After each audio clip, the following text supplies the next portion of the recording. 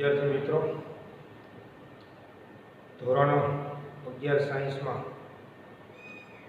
रसायण विज्ञान विषय में अपने अगाऊ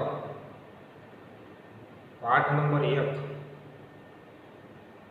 रसायण विज्ञान की केटलीक पायानी संकल्पनाओं पाठ ने आपणे शुरू करेलो हतो अने एनी अंदर प्रथम एक प्रश्न प्रस्तावना स्वरूपे આપણે એવું સમજાતા કે રસાયણ વિજ્ઞાન એટલે શું, વોટ ઇઝ કેમેસ્ટ્રી,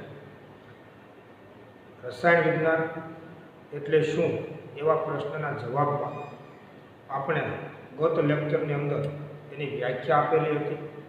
રસાયણ વિજ્ઞાનને વિવિધ શાખાઓમાં વિભાજિત કરવામાં આવેલ છે તેના વિશે આપણે સમજાતા।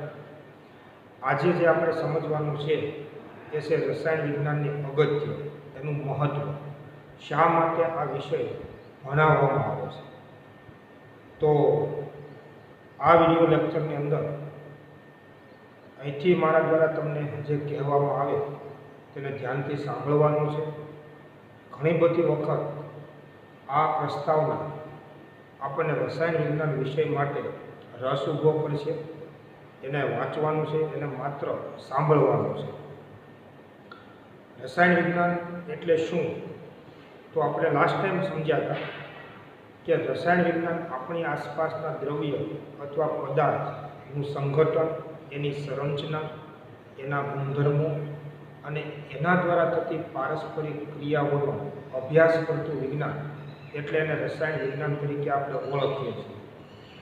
રસાયણશાસ્ત્રીઓને બીજો પણ એક રસ હોય છે કે કોઈ પણ એક દ્રવ્ય અથવા પદાર્થનું બીજા પદાર્થમાં કેવી રીતે રૂપાંતરણ થાય છે, કેવી રીતે પરિવર્તન થાય છે એ જાણવામાં પણ રસાયણશાસ્ત્રીઓને રસ હોય છે। અને એટલે આ બાબત ઉપરથી જ આપણે એમ કહીએ છીએ કે એક પદાર્થનું બીજા પદાર્થમાં રૂપાંતર થવાની જે ક્રિયા છે એને આપણે રાસાયણિક પ્રક્રિયા તરીકે આપણે ઓળખીએ છીએ। અને રસાયણ વિજ્ઞાનીઓના અભ્યાસ દ્વારા આ રાસાયણિક પ્રક્રિયાઓનો પણ આ વિજ્ઞાન કે આ ક્ષેત્રની અંદર તેનો ખૂબ બહોળા પ્રમાણમાં અભ્યાસ કરવામાં આવે છે। સૌપ્રથમ રસાયણ વિજ્ઞાનની અગત્યતા, એનું મહત્ત્વ આપણે સમજીએ તે પહેલાં વિજ્ઞાન એટલે શું, વોટ ઇઝ સાયન્સ, એના વિશે પણ આપણે થોડું જાણીએ છીએ। કારણ કે આપણે ધોરણ 5 કે 6થી વિજ્ઞાન વિષય આપણે ભણતા આવ્યા છીએ અને ધોરણ 6, 7, 8 અને 9, 10ની અંદર વિજ્ઞાનની જે બાબતો આપણે શીખ્યા છીએ એને જ પાયો બનાવી અને હવે આપણે આગળ ઉપરના વિજ્ઞાનને સમજવા જઈ રહ્યા છીએ। ઘણી બધી વખત વિજ્ઞાનની વ્યાખ્યા કે વિજ્ઞાન વિશે તમને અવનવું સમજાવવામાં આવ્યું। એક વિશિષ્ટ પ્રકારનું જ્ઞાન એટલે વિજ્ઞાન, આ એક સહજ રીતે કહી શકાય એવી એક વાત થઈ કે કોઈ એક ક્ષેત્રનું એક વિશિષ્ટ પ્રકારનું જ્ઞાન એટલે વિજ્ઞાન એવું આપણે અગાઉ જણાવવામાં આવેલું। ખરેખર તમે જુઓ તો વિજ્ઞાનની વ્યાખ્યા આપવી એ પણ મુશ્કેલ છે, કારણ કે આ વિષયનો એવડો મોટો બહોળો અભ્યાસ છે કે એને કોઈ મર્યાદિત શબ્દોની અંદર આવરી લેવું એ મુશ્કેલ છે। અને તેમ છતાં અનુભવ અવલોકનના આધારે વિજ્ઞાન વિશે એવું કહેવામાં આવે છે કે વિજ્ઞાન એટલે ખરેખર કુદરતને સમજવા માટેનો એક સેતુ છે, એક બંધ છે। વિજ્ઞાન વિષય શું છે, તો વિજ્ઞાન એક કુદરતને સમજવા માટેનો સેતુ છે, કુદરતને સમજવા માટેનો એક રસ્તો છે। તમે વિચારો કે વૈજ્ઞાનિકો દ્વારા વિજ્ઞાન વિષય પ્રત્યે આવા પ્રકારની એની વ્યાખ્યા અથવા ડેફિનેશન આપવામાં આવે છે, કારણ કે વિજ્ઞાન જેવો વિષય જે છે એ કુદરતમાંથી જે આપણને અનેક પદાર્થો મળે છે એ તમામ પદાર્થોના ગુણધર્મો, એનું બંધારણ, એની સંરચના, એનું સંઘટનનો અભ્યાસ કરે છે, એને સમજવા માટેનો પ્રયત્ન કરે છે। અને એટલે એવું કહી શકાય કે વિજ્ઞાન એ કુદરતને સમજવા માટેનો સેતુ છે। બીજા શબ્દોમાં આપણે કહીએ તો માનવીય બુદ્ધિ દ્વારા કુદરતને સમજવા માટે સતત થઈ રહેલો પ્રયત્ન અને પ્રયાસ એટલે વિજ્ઞાન છે।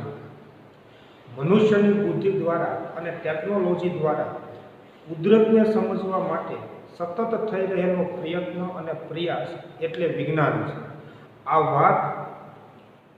આદિ અનાદિ કાળથી ચાલી આવી છે।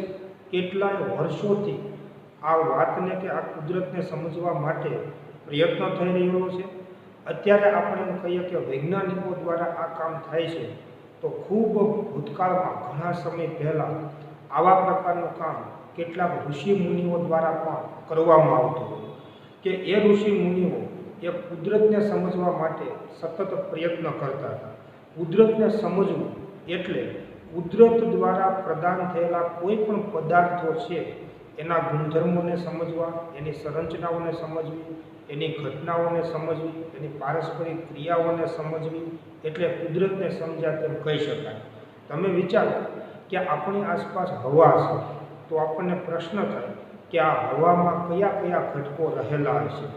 આપણી આસપાસ પ્રવાહી સ્વરૂપે વિશાળ જથ્થામાં પાણી છે, તો પાણીનું બંધારણ કેવું હશે, પાણીના ગુણધર્મો કેવા હશે। આપણી આસપાસ ખૂબ વિશાળ જથ્થામાં માટી અસ્તિત્વ ધરાવે છે, તો માટીનું બંધારણ કેવું હશે, એના ગુણધર્મો કેવા હશે। આ વાત થઈ કુદરતમાંથી મળતા પદાર્થો। એ ઉપરાંત મનુષ્ય દ્વારા પણ ઘણા બધા પદાર્થોના નિર્માણ કરવામાં આવ્યા છે, અને એટલે એમ જોવા જઈએ તો કુદરતી રીતે આપણને ઘણા બધા પદાર્થો મળે છે। સંશ્લેષિત માનવ નિર્મિત ઘણા બધા પદાર્થો છે, અને અર્ધ સંશ્લેષિત ઘણા બધા પદાર્થો અસ્તિત્વ ધરાવે છે। એ બધા જ પદાર્થોનું સંગઠન, એનું બંધારણ, એના ગુણધર્મોને સમજવા, એટલે એને જ આપણે રસાયણ વિજ્ઞાન તરીકે આપણે ઓળખીએ છીએ। તો વિજ્ઞાન જે વિષય છે એ વિજ્ઞાન વિષયનો અર્થ એવો થાય છે કે કુદરતને સમજવા માટેનો એક સેતુ છે। મનુષ્યની બુદ્ધિ દ્વારા કુદરતને સમજવા માટે સતત થઈ રહેલા પ્રયત્ન અને પ્રયાસ, એટલે એનું નામ વિજ્ઞાન છે। રસાયણ વિજ્ઞાનની જે આપણે વાત કરીએ છીએ એ વિજ્ઞાનની એક શાખા છે, અને વિજ્ઞાનમાં એક કેન્દ્રીય ભૂમિકા ભજવતી એક શાખા, એટલે એનું નામ રસાયણ વિજ્ઞાન છે। એટલે વિજ્ઞાન જેવો વિષય ખૂબ બૃહદ અને વિશાળ વિષય હોવાના કારણે એને આપણે જુદા જુદા વિભાગોની અંદર વિભાજિત કરીએ છીએ, અને એટલે વિજ્ઞાનને ખાસ કરીને તમે જુઓ તો રસાયણ વિજ્ઞાન એક શાખા છે, વિજ્ઞાનની બીજી શાખા ભૌતિક વિજ્ઞાન છે, વિજ્ઞાનની ત્રીજી શાખા જીવ વિજ્ઞાન છે, ભૂસ્તર વિજ્ઞાન છે। આમ વિજ્ઞાનને જુદી જુદી શાખાઓમાં વિભાજિત કરી અને આપણે એનો અભ્યાસ કરતા હોઈએ છીએ। દરેક શાખાઓ વિજ્ઞાન વિષયની અંદર ખૂબ મહત્ત્વની અને કેન્દ્રીય ભૂમિકા ભજવે છે, અને એના થકી આ એક વિજ્ઞાન જેવો સમૃદ્ધ અને વિશાળ વિષય તૈયાર થયો છે, નિર્માણ થયો છે।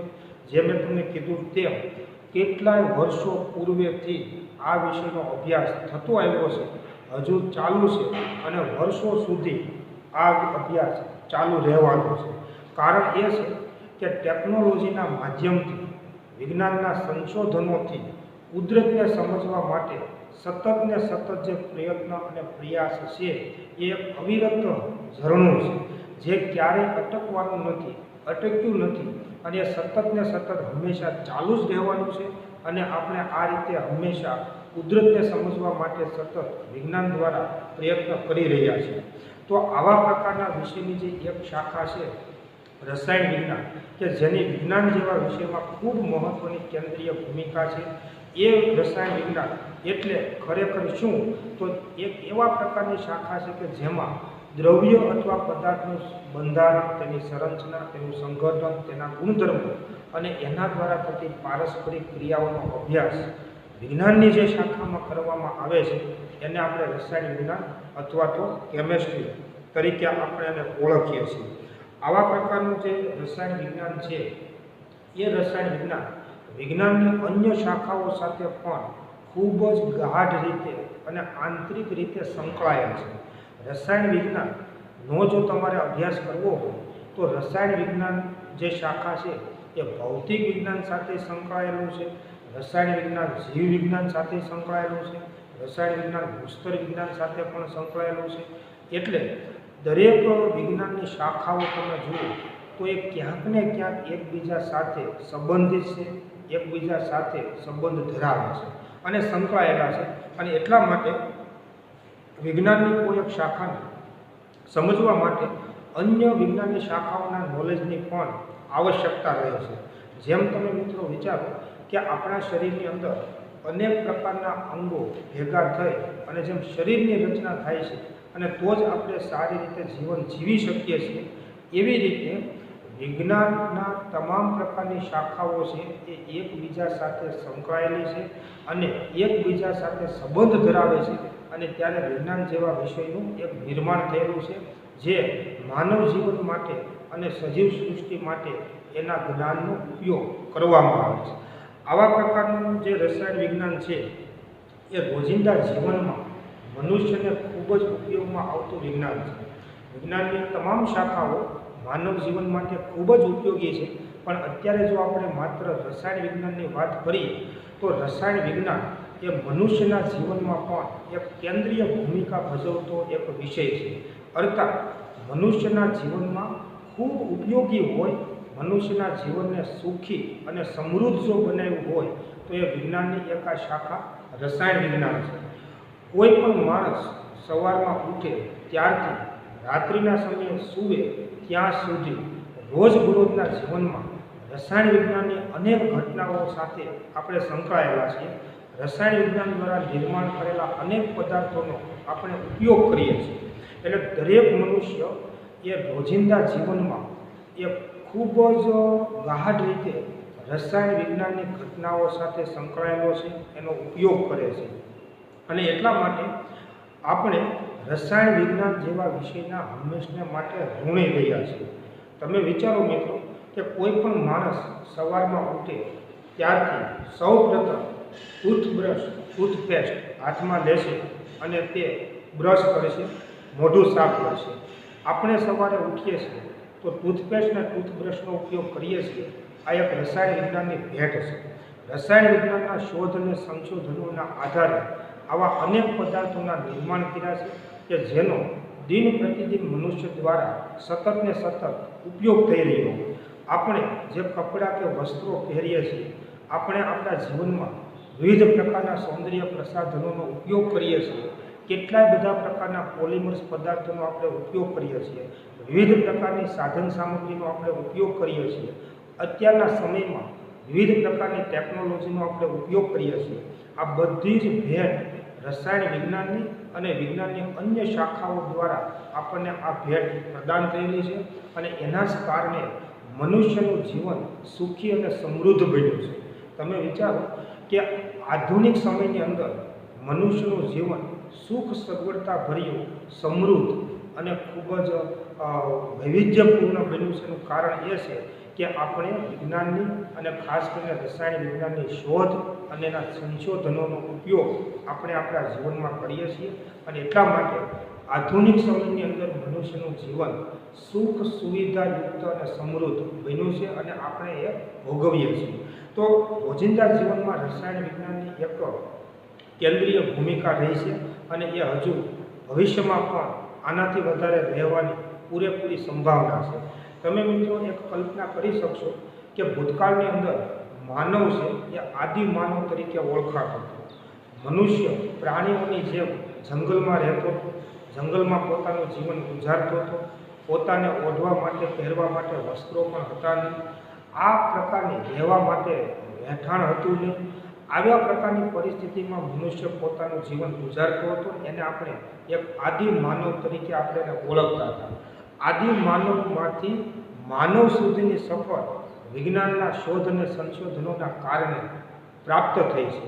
આપણે આ સૌ કોઈ જાણીએ છીએ કે આદિ માનવમાંથી માનવ સુધીની સફર આપણે કરી શક્યા છીએ, જેનું મુખ્ય કારણ વિજ્ઞાન અને રસાયણ વિજ્ઞાનના શોધ અને સંશોધનો છે.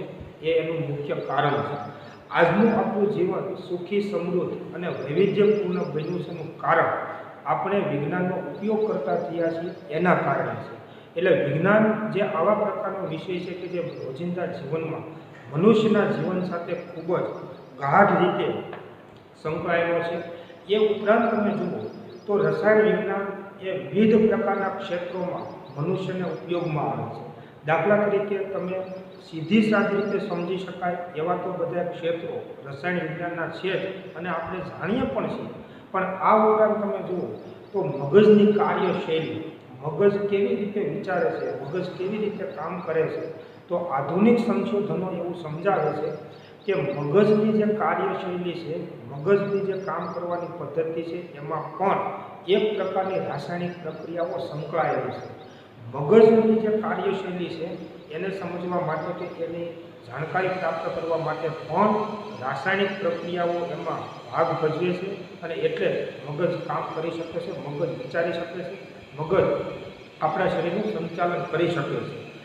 કોમ્પ્યુટરની કાર્યપ્રણાલી, કોમ્પ્યુટરનું પ્રચાલન કે કોમ્પ્યુટરને ચલાવવું, કોમ્પ્યુટર એક ટેકનોલોજી છે, પણ એની જે આખી કાર્ય કરવાની જે પદ્ધતિ છે, એમાં જે આખી પ્રક્રિયાઓ થાય છે, એ પણ એક પ્રકારની રાસાયણિક પ્રક્રિયાઓ છે એવું વિજ્ઞાન સમજાવે છે.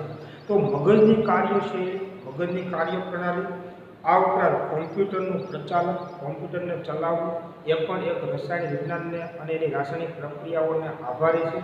હવામાનની તરાહો, તમે વિચારો મિત્રો કે આપણી આસપાસ જે વાતાવરણ છે, હવામાન છે, એમાં જુદા જુદા ફેરફારો થાય છે. તાપમાનમાં ફેરફારો થાય છે, હવાના દબાણમાં ફેરફારો થાય છે, ઋતુઓ બદલાય છે. તો આ બધા માટે પણ જવાબદાર એક પ્રકારની રાસાયણિક પ્રક્રિયાઓ છે. પછી તે કુદરતી રીતે થતી હોય તોય ભલે, અને કોઈ માનવ નિર્મિત રાસાયણિક પ્રક્રિયા હોય તો પણ ભલે, પણ આ બધા જ પ્રકારની પ્રવૃત્તિઓમાં રસાયણ વિજ્ઞાન છે એ સંકળાયેલું છે. આ બધી એવી પ્રવૃત્તિઓ છે કે જે આપણે સીધી રીતે નજરમાં આવી શકે નહીં, પણ આવા એક ક્ષેત્રોની અંદર રસાયણ વિજ્ઞાનનો ફાળો છે એ રહેલો છે.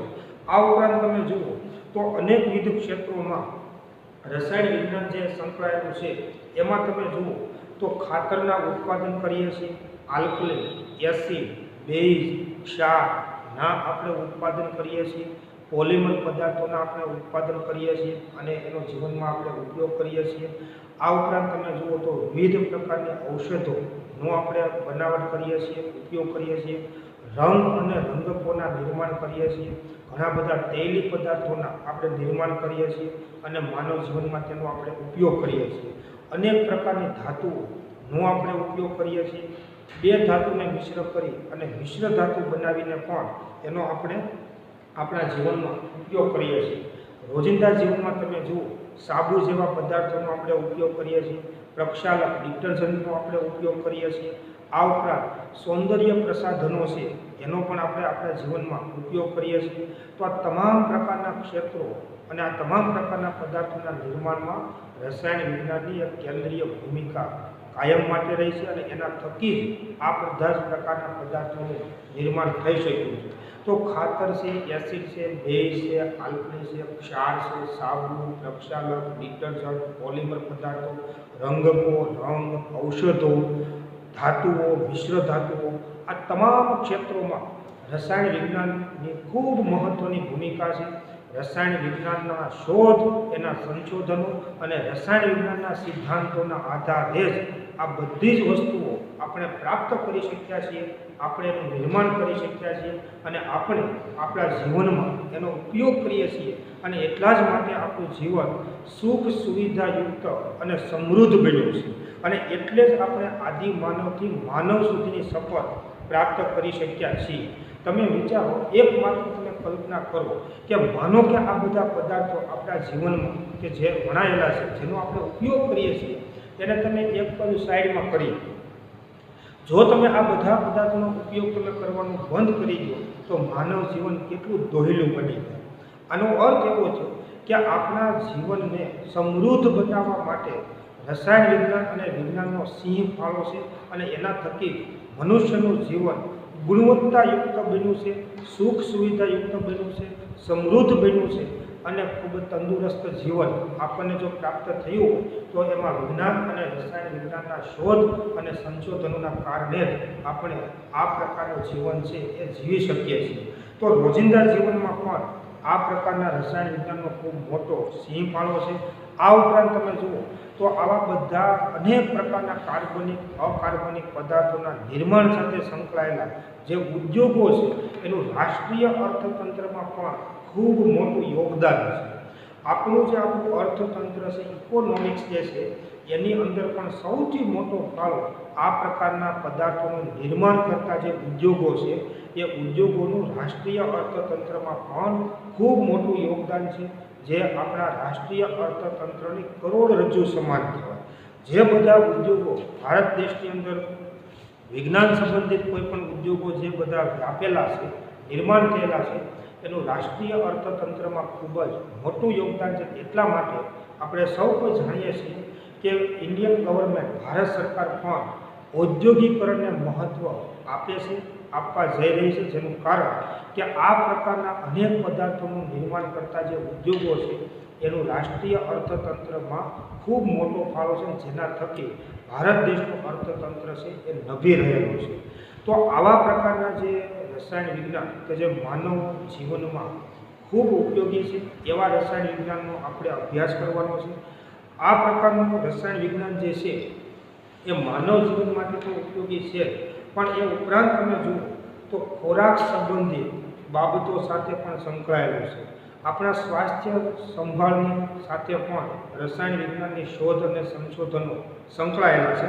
આ ઉપરાંત તમે જુઓ તો અન્ય ઘણા બધા પદાર્થો કે જે માનવ જીવનની ગુણવત્તા વધારવાનું કામ કરે છે એની સાથે પણ રસાયણ વિજ્ઞાન છે એ સંકળાયેલું છે. આપણે સૌ કોઈ જાણીએ છીએ કે મનુષ્યને અને દરેક સજીવને જુદા જુદા પ્રકારની ખોરાકની આવશ્યકતા છે. તો મનુષ્યના ખોરાકનું ક્ષેત્ર પણ કેમ સમૃદ્ધ બનાવવું, એનું ઉત્પાદન કેમ વધારે, આપણા સ્વાસ્થ્યની સારવાર માટે, સંભાળ રાખવા માટે વિવિધ પ્રકારના ઔષધો કેવી રીતે બનાવવા, જુદા જુદા પ્રકારના રોગોની સારવાર માટે જુદા જુદા પ્રકારની ઔષધોનું નિર્માણ કેમ કરવું, આ તમામ પ્રકારના સંશોધનો અને ઉત્પાદનો એ રસાયણ વિજ્ઞાનના અભ્યાસ સાથે સંકળાયેલા છે. દાખલા તરીકે તમે જુઓ તો આપણો ભારત દેશ ખેતી પ્રધાન દેશ છે. વિવિધ પ્રકારના ખેત ઉત્પાદનો છે એ આપણે લઈએ છીએ અને એમાંથી મનુષ્યના ખોરાક સંબંધિત પ્રશ્નો છે એ હલ કરવામાં આવે છે. હવે આવા પ્રકારના ખેત ઉત્પાદનને વધારવા માટે, મનુષ્યના ખોરાકનું ઉત્પાદન વધારવા માટે જુદા જુદા પ્રકારના ખાતરનો આપણે ઉપયોગ કરીએ છીએ. પણ વિચારો કે આ ખાતરનું નિર્માણ રસાયણ વિજ્ઞાન દ્વારા શક્ય બન્યું છે. ઉપરાંત તમે જુઓ તો પાકના રક્ષણ માટે જુદા જુદા પ્રકારના જંતુનાશકો, કીટનાશકોનો આપણે ઉપયોગ કરીએ છીએ, નિંદામણનાશકોનો આપણે ઉપયોગ કરીએ છીએ. તો આવા બધા પ્રકારના કીટનાશકો, જંતુનાશકો, નિંદામણનાશકોનું નિર્માણ પણ રસાયણ વિજ્ઞાન દ્વારા શક્ય બન્યું છે. અને રસાયણ વિજ્ઞાનના શોધ અને સંશોધનોના કારણે ખાતર, જંતુનાશક, કીટનાશક, નિંદામણનાશક જેવા પદાર્થોનું નિર્માણ કરી અને ખેત ઉત્પાદનને આપણે વધારી શક્યા છીએ. આજે આપણો દેશ આ ખોરાક, અનાજની બાબતમાં સમૃદ્ધ છે. એક સમય એવો હતો કે ભારત દેશ પાસે પોતાના નાગરિકોને માટે પૂરતું અનાજ, પૂરતો ખોરાક પણ પ્રાપ્ય હતો નહીં. આ સમયની સ્થિતિમાં આપણે ખૂબ મુશ્કેલીઓ વેઠી છે. પણ જેમ જેમ દેશ આઝાદ થયા બાદ જ્યારે જ્યારે વિજ્ઞાનનું આપણે વિકસતું ગયું તેમ તેમ કૃષિ ક્ષેત્રે પણ ઘણા બધા પ્રકારના ફેરફારો, આવા બધા પદાર્થોના ઉપયોગો થકી ખેત ઉત્પાદનને પણ આપણે વધારી શક્યા છીએ, સમૃદ્ધ બનાવી શક્યા છીએ. અને એટલા માટે આજે આપણે આ ખોરાકની બાબતમાં, અનાજની બાબતમાં સ્વાવલંબી બન્યા છીએ, એક આત્મનિર્ભર બન્યા છીએ તેવું કહી શકાય. પણ એના માટે જવાબદાર રસાયણ વિજ્ઞાનના શોધ અને સંશોધનો છે એ એના માટે જવાબદાર છે. આપણે સૌ કોઈ જાણીએ છીએ કે જુદા જુદા પ્રકારના બિયારણનું નિર્માણ કરવું, જુદા જુદા પ્રકારના પાકોનું નિર્માણ કરવું, એ પાકોના રક્ષણ અને ઉત્પાદન માટેની દવાઓ, એના જંતુનાશકો, એના કીટનાશકોનું નિર્માણ કરવું, કે એના વૃદ્ધિ અને વિકાસ માટે કેવા પ્રકારનું ખાતર આપવું, આ તમામ પ્રકારનો અભ્યાસ રસાયણ વિજ્ઞાન સાથે સંકળાયેલો છે. અને એના થકી આપણે આ બધા પ્રકારના સુધારાઓ છે એ પ્રાપ્ત કરી શક્યા છીએ. સ્વાસ્થ્ય સંભાળની તમે બાબત જુઓ તો વર્ષોથી મનુષ્યને જેમ દરેક શરીરના જુદા જુદા પ્રકારના રોગો થાય છે એમ મનુષ્યને પણ જુદા જુદા પ્રકારના રોગો એ વર્ષોથી થતા આવ્યા છે. સમય સાથે નવા નવા રોગો પણ એ આક્રમણ થતું રહ્યું છે. અને આ બધા રોગો સામે લડવા માટે અને મનુષ્ય જીવનને બચાવવા માટે જુદા જુદા પ્રકારની ઔષધોનું નિર્માણ એ રસાયણ વિજ્ઞાન દ્વારા પૂરું પાડવામાં આવ્યું છે. આપણે સૌ જાણીએ છીએ કે આજે આપણે આરોગ્યની બાબતમાં રોગોની સારવારની બાબતમાં આપણે આજે ખૂબ સારા એવા ઊંચા લેવલ ઉપર છીએ. અનેક પ્રકારના રોગોની અનેક પ્રકારની ઔષધોનો આપણે બનાવટ કરીએ છીએ, આપણે એનો ઉપયોગ કરીએ છીએ અને આપણે આપણા મનુષ્ય જીવનને એ સ્વાસ્થ્ય સંભાળ રાખી શકીએ છીએ. તેમ છતાં કેટલાક નવીન પ્રકારના રોગોની સારવાર માટે કોઈ નવીન પ્રકારના ઔષધોનું નિર્માણ કેમ કરવું એના માટે પણ રસાયણ વિજ્ઞાન સતત પ્રયત્નશીલ છે અને સતત એ સંશોધનો છે એ કરે છે. દાખલા તરીકે તમે જુઓ તો કેન્સર નામનો રોગ આપણે સૌ કોઈ નામ સાંભળ્યું છે. હવે આ જે કેન્સર નામનો રોગ છે એના માટે કોઈ ઔષધ, એની કોઈ દવા ઉપલબ્ધ નથી. કેન્સર નામનો જે રોગ છે આ રોગ માટેની હાલમાં પણ અનેક સંશોધનો થયા છતાં આપણને એમાં સફળતા પ્રાપ્ત થઈ નથી. તેમ છતાં કેન્સરની સારવાર માટે કેવા પ્રકારની ઔષધ વાપરવી એના સંશોધનો ચાલુ જ છે. હજુ પણ વૈજ્ઞાનિકો એવી મથામણ કરે છે કે કેન્સરને કાબૂમાં લેવા માટે કેવા પ્રકારના ઔષધનું નિર્માણ કરવું. અને એ અનુસંધાને હાલમાં જો તમે જુઓ તો કેન્સરની સારવાર માટે 2 પ્રકારની ઔષધોના સંશ્લેષણ કરવામાં આવેલા છે. એક છે સિસ્પ્લેટિન અને બીજી જે ઔષધ છે એ છે ટેક્સો. આ 2 જે ઔષધ છે જે કેન્સરની સારવાર માટે ઉપયોગમાં લેવાય છે, સિસ્પ્લેટિન અને ટેક્સો. આ કેન્સરની સારવારમાં ઉપયોગમાં લેવાતી આધુનિક ઔષધો છે, આધુનિક દવાઓ છે કે જે કેન્સર જેવા રોગ સામે રક્ષણ આપે છે. અહીંયા આ તકે હું તમને એટલું જણાવી દઉં કે આ પ્રકારની ઔષધો એ કોઈ કેન્સરની સારવાર માટેનો નક્કર ઉપાય નથી, પણ જે કશું જ ન હતું, કેન્સરની સામે લડવા માટેની આપણી પાસે એક પણ ઔષધ ન હતી, તો એની સરખામણીએ આજે આવા પ્રકારની ઔષધોના નિર્માણ વૈજ્ઞાનિકોએ કરેલા છે કે જે કેન્સર સામે લડવા માટે, કેન્સર સામેથી રક્ષણ મેળવવા માટે અમુક અંશે કામ કરે છે. અને આ પ્રકારની આધુનિક ઔષધો કેન્સરની સારવારમાં ઉપયોગમાં લેવાય છે. આનાથી એટલો ફાયદો મળે છે કે કોઈ વ્યક્તિનું જીવન લંબાવી શકાય છે. માનો કે કેન્સર કોઈ વ્યક્તિને થયું હોય તો એ વ્યક્તિનું તરત જ મૃત્યુ થઈ શકે, એના બદલે 2, 5, 7, 10 વર્ષ સુધી એના જીવનને લંબાવી શકાય એટલો તો ફાયદો આ પ્રકારની ઔષધોથી પ્રાપ્ત થયો છે. પણ આવા પ્રકારના ઔષધોનું નિર્માણ એ રસાયણ વિજ્ઞાનના શોધ, એના સંશોધનોને આભારી છે. એના પ્રયોગો, એના કાર્યો અને રસાયણ શાસ્ત્રીઓની મહેનતને આભારી છે. એવી જ રીતે તમે જુઓ તો એઇડ્સ નામનો જે રોગ છે તો એની સામે રક્ષણ મેળવવા માટેની પણ કોઈ ઔષધ ઉપલબ્ધ નથી. તેમ છતાં એઇડ્સ સામે સારવાર મેળવવા માટે આજે વૈજ્ઞાનિકોએ AZT પ્રકારની ઔષધ છે એનું નિર્માણ કરેલું છે. અને AZT એઝિલોથાઇમિડિન આવા પ્રકારનું આખું એનું નામ છે, એઝિલોથાઇમિડિન. આ જે ઔષધ છે AZT, જેને એઝિલોથાઇમિડિન તરીકે ઓળખવામાં આવે છે, જે એઇડ્સની સારવારમાં ઉપયોગમાં લેવાતી ઔષધ છે. આવી રીતે તમે મિત્રો વિચારો કે જે આવા ગંભીર રોગો છે કે જેની સામે રક્ષણ મેળવવા માટે આપણી પાસે એક પણ ઔષધ ન હોય, તો એવા સંજોગોમાં વૈજ્ઞાનિકો દ્વારા રાસાયણિક પ્રક્રિયાઓ કરીને આવી જુદા જુદા પ્રકારની ઔષધોના સંશ્લેષણ કરવાનું કામ એ રસાયણ વિજ્ઞાનમાં સતત ને સતત ચાલુ હોય છે અને રસાયણ વૈજ્ઞાનિકો દ્વારા આ કામ થતું હોય છે. તમે મિત્રો જાણો છો કે હાલના સમયની અંદર આપણે સૌ કોઈ કોરોના વાયરસથી પીડિત છીએ. આખું વિશ્વ તમે વિચારો કે કોરોના વાયરસ સામે લડે છે. કોરોના વાયરસને મારવા માટેની, એનો નાશ કરવા માટેની હાલમાં એક પણ ઔષધ ઉપલબ્ધ નથી. તો આનો અર્થ એવો નથી કે આની સામે કોઈ જોતું પણ નથી. મિત્રો, આખા વિશ્વના તમામ વૈજ્ઞાનિકો આજે આ ક્ષેત્ર ઉપર સંશોધનો ચાલુ છે.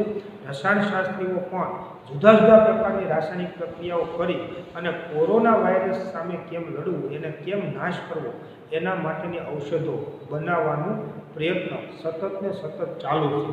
ક્યારે એને સફળતા મળે એ સમય આધીન છે, પણ આ બધા પ્રકારનું કામ, જુદા જુદા પ્રકારના રોગો સામે લડવાનું કામ, એના માટે જુદા જુદા પ્રકારની ઔષધો બનાવવાનું કામ એ રસાયણ વિજ્ઞાનનું કામ છે, એની રસાયણ શાસ્ત્રીઓનું કામ છે. અને એ આખા વિશ્વમાં જુદા જુદા રસાયણ વૈજ્ઞાનિકો દ્વારા આ પ્રકારની કામગીરી છે એ વર્ષોથી થતી રહી છે અને હજુ ચાલુ પણ છે. તો આવા પ્રકારના જે બધા ગંભીર રોગો છે એની સારવાર માટેની પણ ઔષધો રસાયણ વિજ્ઞાન થકી શક્ય બની છે અને એનો આપણે ઉપયોગ કરતા થયા છીએ.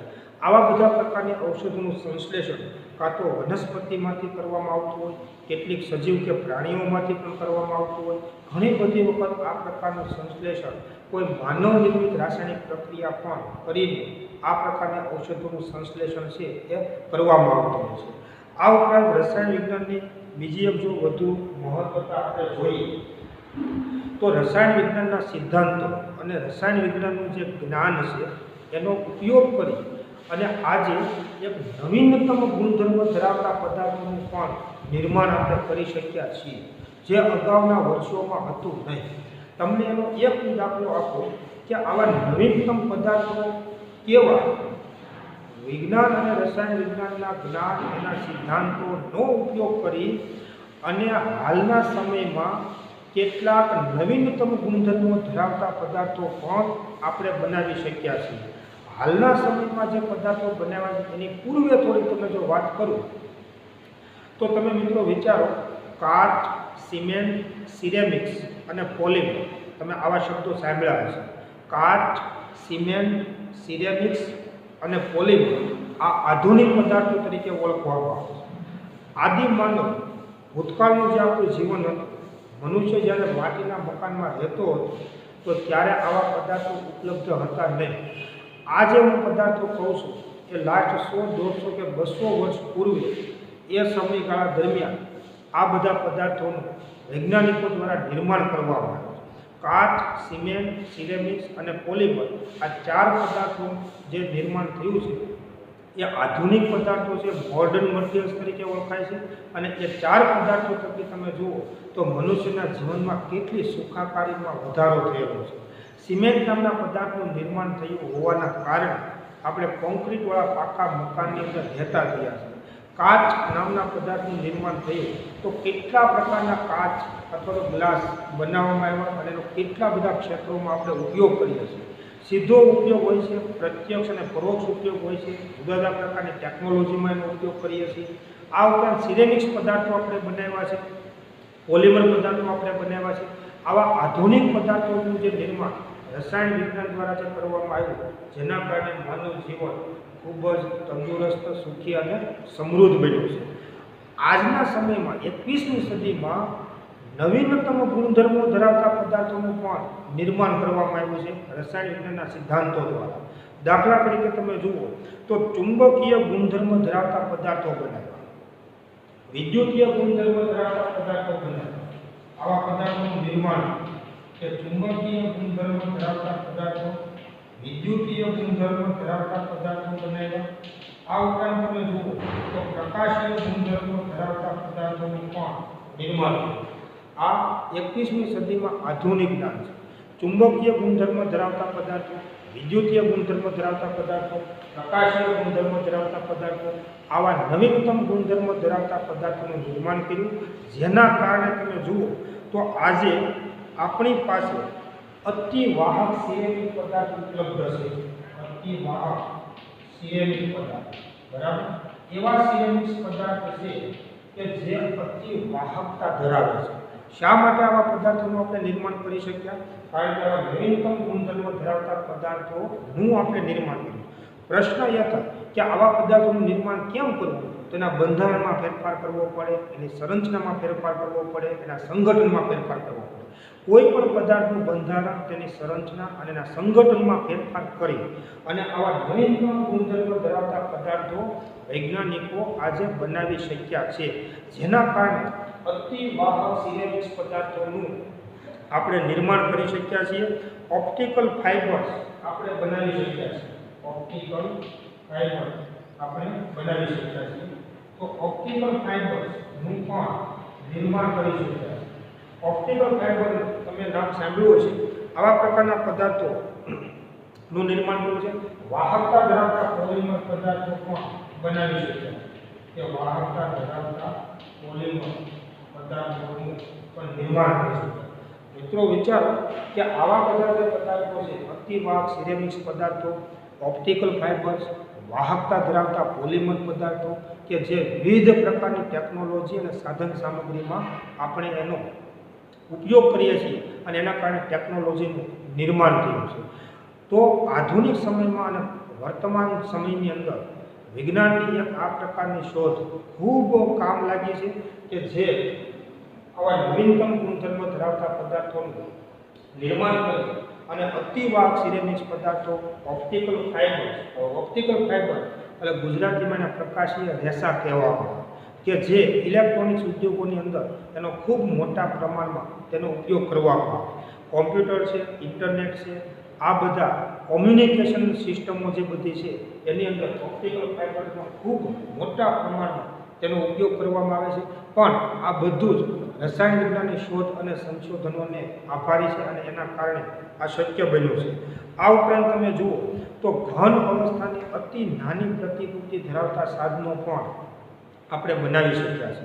તમે મિત્રો વિચારો કે રેડિયો આપણે સૌ કોઈએ સાંભળ્યો હોય છે તો પહેલાં એનું સ્વરૂપ ખૂબ મોટું હતું. કોમ્પ્યુટર તમે જુઓ તો શરૂઆતમાં એનું સ્વરૂપ, એનું કદ ખૂબ મોટું હતું. આજે તમે જુઓ તો રેડિયોના સ્વરૂપ ખૂબ નાના, માઇક્રો સ્વરૂપના, કોમ્પ્યુટર પણ ખૂબ નાના સ્વરૂપના, અને આ બધાનું માઇક્રો સ્વરૂપ એટલે આપણે મોબાઈલનો ઉપયોગ કરીએ છીએ. તો ખૂબ મોટી ઘન અવસ્થા ધરાવતા કોઈ પદાર્થો છે એની નાની પ્રતિકૃતિ બનાવી અને એનો પણ આપણે ઉપયોગ કરી શકીએ છીએ. પણ આ બધા પદાર્થોના શોધ અને સંશોધનોના કારણે જ આ વસ્તુ શક્ય બની છે. તો આવી રીતે રસાયણ વિજ્ઞાન છે એ આપણા જીવનમાં ખૂબ જ ઉપયોગી છે. આ બધી જે આપણે ચર્ચાઓ કરી એ રસાયણ વિજ્ઞાનનું મહત્ત્વ, એની ઉપયોગિતાની આપણે વાત કરી. પણ મિત્રો તમે વિચારો કે કોઈ પણ વિજ્ઞાન છે તો આ તમે આપણે જેમ જાણીએ છીએ કે સિક્કાની બે બાજુ હોય છે.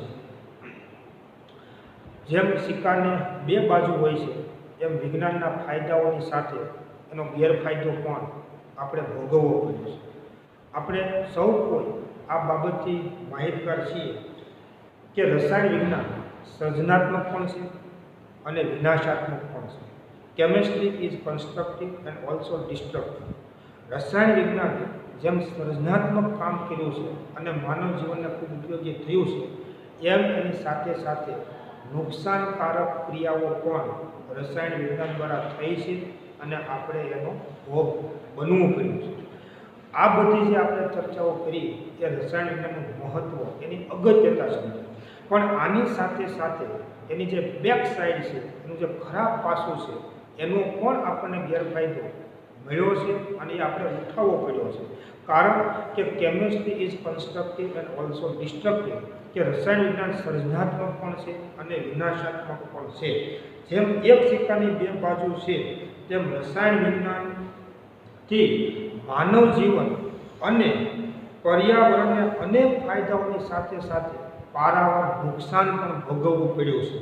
જેમ એક સિક્કાની બે બાજુ હોય છે એવી જ રીતે રસાયણ વિજ્ઞાનના વિકાસના કારણે, એના શોધ સંશોધનોના કારણે માનવ જીવન અને પર્યાવરણમાં અનેક ફાયદાઓ આપણે મેળવ્યા છે. પણ એની સાથોસાથ પારાવાર નુકસાન પણ આપણે સહન કરવું પડ્યું છે અથવા તો ભોગવવું પડે છે. તમે એનો એક દાખલો તમે જુઓ તો રેડિયો એક્ટિવ કેન્દ્રીય પ્રક્રિયા વિશે આપણે જાણ્યું છે. રેડિયો એક્ટિવ કેન્દ્રીય પ્રક્રિયા છે એના કારણે તમે જુઓ એના ફાયદાની વાત કરીએ તો ન્યુક્લિયર રિએક્ટરની અંદર રેડિયો એક્ટિવ કેન્દ્રીય પ્રક્રિયાઓ કરી અને આપણે ઉર્જા મેળવીએ છીએ અને આ ઉર્જા દ્વારા વિદ્યુત ઉર્જાનું આપણે નિર્માણ કરીએ છીએ, જેને આપણે થર્મલ ન્યુક્લિયર પાવર પ્લાન્ટ તરીકે આપણે ઓળખીએ છીએ. આ એક ફાયદો છે કે ન્યુક્લિયર રિએક્ટરની અંદર કેન્દ્રીય રેડિયો એક્ટિવ પ્રક્રિયાઓ કરી અને ઉર્જા પ્રાપ્ત કરી અને એનું વિદ્યુત ઉર્જામાં રૂપાંતરણ કરી અને આપણે એનો ઉપયોગ કરીએ છીએ. પણ આ જ કેન્દ્રીય રેડિયો એક્ટિવ પ્રક્રિયાનું બીજી સાઈડ તમે જુઓ તો પરમાણુ બોમ્બના નિર્માણમાં પણ કેન્દ્રીય રેડિયો એક્ટિવ પ્રક્રિયા થાય છે, જેના થકી માણસે નુકસાન ભોગવ્યું છે. પરમાણુ બોમ્બના નિર્માણની અંદર જે કેન્દ્રીય રેડિયો એક્ટિવ પ્રક્રિયાઓ થાય છે એના કારણે માત્ર ને માત્ર વિનાશ થયો છે, એનાથી સર્જનાત્મક પ્રવૃત્તિ થઈ નથી. આપણે સૌ કોઈ જાણીએ છીએ કે પરમાણુ બોમ્બની અંદર આ કેન્દ્રીય વિખંડન પ્રક્રિયા થઈ અને વિશાળ માત્રામાં ઉર્જા ઉત્પન્ન કરે છે, જે માનવ સૃષ્ટિનો નાશ કરે છે અને એ વિનાશાત્મક પાસું છે, એ સારું પાસું નથી. ભૂતકાળની અંદર એક જ વખત જાપાન ઉપર અમેરિકા દેશ દ્વારા પરમાણુ બોમ્બનો એટેક કરવામાં આવ્યો અને લાખો લોકો મૃત્યુ પામ્યા.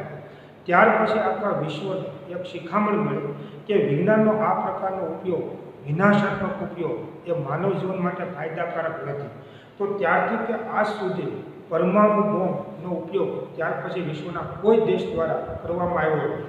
પરમાણુ શક્તિ એ દરેક દેશ પાસે છે, પણ વૈશ્વિક સ્તરે એવી સંધિઓ કરવામાં આવેલી છે કે આ પ્રકારનો વિજ્ઞાનનો ઉપયોગ કરવો જોઈએ નહીં, કે જે માનવ સૃષ્ટિનો વિનાશ નોંધે છે, જે સર્જનાત્મક પાસું નથી.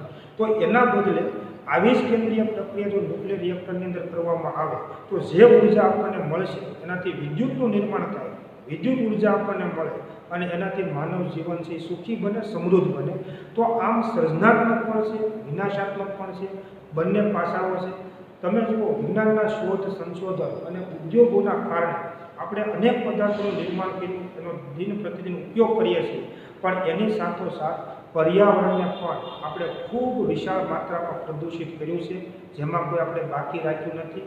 જે આજનો સળગતો પ્રશ્ન છે, એક વૈશ્વિક સમસ્યા જે નિર્માણ પામી છે, એ છે પર્યાવરણનું પ્રદૂષણ, અને એ આપણે સૌ કોઈ જાણીએ છીએ. આ શા માટે શક્ય બન્યું? તો આ વિજ્ઞાન, રસાયણ વિજ્ઞાનના શોધ, સંશોધનોનું એક ખરાબ પાસું છે કે જેના કારણે પર્યાવરણ છે ખૂબ મોટી માત્રામાં દૂષિત થયું. પ્રશ્ન એ છે કે આજનો એક વૈશ્વિક પ્રશ્ન છે પર્યાવરણ પ્રદૂષણનો, તો એની સામે એના નિરાકરણ માટેનો પણ પ્રત્યુત્તર એ રસાયણ વિજ્ઞાનમાંથી જ આપણને મળે છે. રસાયણ વિજ્ઞાન દ્વારા ભલે પાછું પર્યાવરણનું પ્રદૂષણ કેમ અટકાવવું એના માટેના ઉપાયો છે એ શોધવામાં આવ્યા છે. રસાયણ વૈજ્ઞાનિકો દ્વારા આ અંગેના પ્રયત્નો અને કામ પણ થઈ રહ્યા છે કે જેથી કરીને પર્યાવરણને દૂષિત થતું અટકાવી શકાય. એનું એક ઉદાહરણ તમે જુઓ તો આપણે એર કન્ડિશનર, રેફ્રિજરેટરની અંદર CFCનો ઉપયોગ કરીએ છીએ, જેને આપણે ક્લોરોફ્લોરોકાર્બન્સ તરીકે ઓળખીએ છીએ. વિજ્ઞાનમાં એને પ્રિયોન વાયુઓ તરીકે પણ ઓળખવામાં આવે. હવે આ જે પ્રિયોન વાયુઓ છે CFC, ક્લોરોફ્લોરોકાર્બન, કે જે રેફ્રિજરેટરની અંદર, એર કન્ડિશનરની અંદર શીતક તરીકે ઉપયોગ કરવામાં આવે. પણ મિત્રો વિચારો કે CFC વાયુ જે છે એ જ્યારે વાતાવરણમાં જાય છે તો સમતાપ આવરણની અંદર ઓઝોન વાયુને ખૂબ મોટા પાયે નુકસાન કરે છે, ઓઝોન વાયુ સ્તરની અંદર ગાબડા પાડે છે. આ વસ્તુને અટકાવવા માટે, આનું નિરાકરણ કરવા માટે હાલના સમયની અંદર CFCના બદલે ઓઝોન વાયુને નુકસાન ન કરે એવો વાયુ વાપરવો જોઈએ. તો રસાયણ વિજ્ઞાન દ્વારા HFC-134a આપવામાં આવે. CFCના બદલે HFC-134a જો આ વાયુનો ઉપયોગ કરવામાં આવે તો એ ઓઝોન વાયુને નુકસાનકારક નથી. અને એટલા માટે આજે CFCના બદલે રેફ્રિજરેટર અને એર કન્ડિશનરની અંદર શીતક તરીકે આ HFC-134a નો ઉપયોગ કરવામાં આવે છે, જેનું પૂરું નામ 1112 ટેટ્રાફ્લોરોઇથેન એનું પૂરું નામ છે. 1112 ટેટ્રાફ્લોરોઇથેન આ પ્રકારના વાયુનો આજે છે તે ઉપયોગ કરવામાં આવે કે જે CFC કે જે પર્યાવરણ માટે જોખમી છે, પર્યાવરણને નુકસાનકારક છે, તો એના બદલે જો HFC-134 એનો ઉપયોગ કરવામાં આવે તો સમતાપ આવરણની અંદર આવેલા ઓઝોન વાયુ છે એને નુકસાન થતું અટકાવી શકાય છે. આ ઉપરાંત વૈશ્વિક સ્તરે જે કેટલાક પર્યાવરણીય પ્રદૂષણને લગતા જે પ્રશ્નો છે એની સામે લડવા માટે અથવા એની સામે ઉકેલ મેળવવા માટે રસાયણ વૈજ્ઞાનિકોને કમર કસવાની બાકી છે. એક મુખ્ય વાત આપણે કરીએ તો ગ્રીન હાઉસ અસર, તમે નામ સાંભળેલું છે. અને આ ગ્રીન હાઉસ અસર જે છે, ગ્રીન હાઉસ અસર એના કારણે શું થાય છે તો તમે યાદ કરો કે ગ્રીન હાઉસ વાયુઓના કારણે પૃથ્વીના તાપમાનમાં સતત વધારો થઈ રહ્યો છે. ખાસ કરીને મિથેન વાયુ છે, ગ્રીન હાઉસ માટે CO2 વાયુ છે. તો આ મિથેન અને CO2 વાયુના વધતા જતા પ્રમાણના કારણે પૃથ્વીના તાપમાનમાં સતત ને સતત જે વધારો થઈ રહ્યો છે એને આપણે ગ્રીન હાઉસ અસર તરીકે આપણે ઓળખીએ છીએ.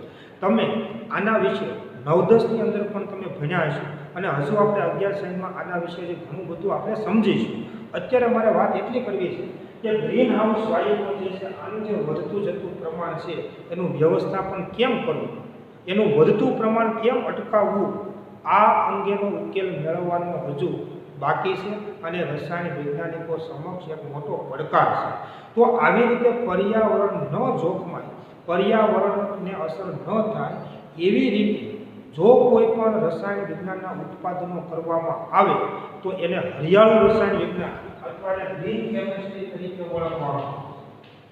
હરિયાળું રસાયણ વિજ્ઞાન અથવા એને ઇંગ્લિશમાં ગ્રીન કેમિસ્ટ્રી તરીકે ઓળખવામાં આવે છે. ખાસ સમજો કે હાલના સમયમાં શું જરૂરિયાત છે, તો વિજ્ઞાનના અને રસાયણ વિજ્ઞાનના કોઈ પણ શોધ, સંશોધન, ઉત્પાદન એવા પ્રકારના હોવા જોઈએ કે જેના કારણે પર્યાવરણને કોઈ અસર થાય નહીં.